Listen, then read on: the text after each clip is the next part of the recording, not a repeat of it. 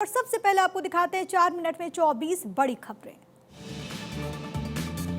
Supreme court ने वक्फ कानून पर रोक लगाने से किया इंकार, कल 2 बजे से फिर होगी सुनवाई।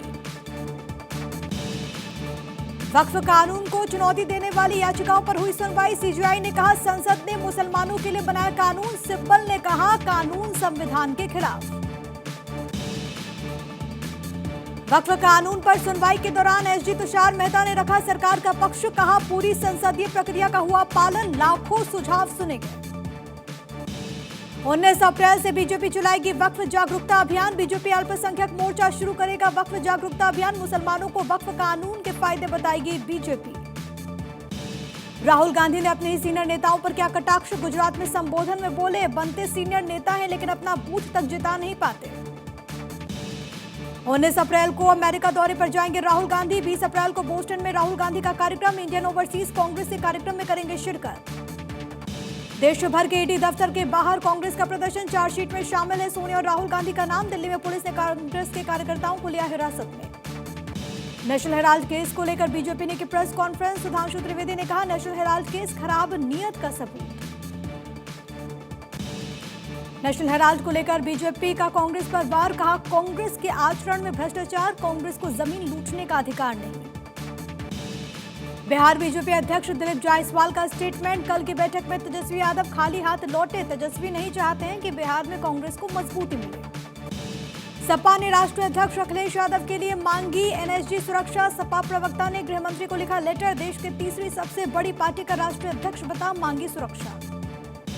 मुर्शिदाबाद में हिंसा पर एनसीडब्ल्यू ने लिया स्वतः संज्ञान। एनसीडब्ल्यू ने हिंसा की जांच के लिए जांच समिति का किया गठन। छत्तीसगढ़ के बस्तर में सुरक्षा बलों के नक्सलियों से मुठभेड़, 2 नक्सली ढेर, मौके से AK-47 बरामद। एनसीआर के लाखों लोगों का सफर होगा आसान। ग्रेटर नोएडा से बिहार, झारखंड, पश्चिम बंगाल, ओडिशा जैसे राज्यों के लिए चलेंगी ट्रेन। रेलवे ने बढ़ाया कदम। मुजफ्फरपुर के सकरा में भीषण अग्निकांड, कई घर जलकर खाक, 4 बच्चों की मौत। हरिद्वार में भगवानपुर में वक्फ बोर्ड की 80 बीघा जमीन से हटेगा कब्जा, नीलामी की प्रक्रिया शुरू। खेत में खड़ी गेहूं की फसल की होगी खुली नीलामी।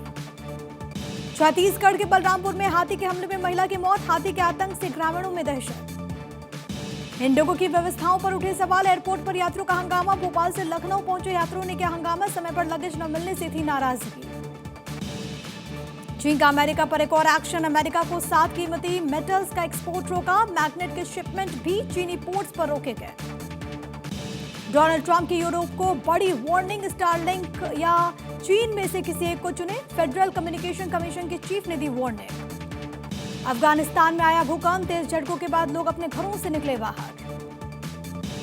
ट्रंप का चीन पर एक्शन, चीन पर 245% टैरिफ लगाया। चीन के 125% टैरिफ के जवाब में लिया एक्शन।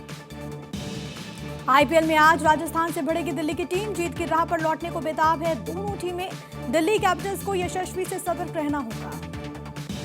हिमाचल में मौसम विभाग ने जारी किया ऑरेंज अलर्ट, 18-19 अप्रैल को बारिश, ओलावृष्टि का अलर्ट। चंबा, कांगड़ा, शिमला, कुल्लू, मंडी में भारी बारिश, ओलावृष्टि का भी अलर्ट।